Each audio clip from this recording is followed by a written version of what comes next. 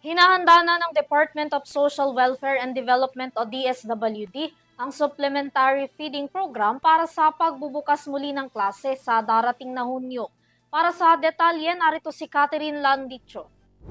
Supplementary feeding program inihanda ng Department of Social Welfare and Development para sa pagbubukas ng klase sa darating na buwan ng Hunyo. Mahigit 1 milyong bata inaasahang makakatanggap. Naghahanda ang Department of Social Welfare and Development para sa implementasyon ng supplementary feeding program para sa mga mag-aaral para sa pagbubukas ng klase sa darating na buwan ng Hunyo. Mahigit 5.18 billion pesos na pondo rin ang inilaan ng kagawaran para sa naturang programa ngayong taon.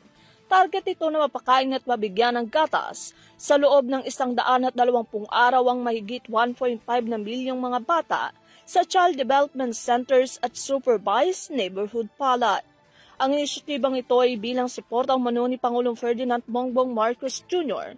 sa Zero Hunger Objectives. Noong 2024 na itala na nasa 1.8 milyon ng mga bata sa bansang nakinabang sa programa na mayroong 4 billion pesos na pondo.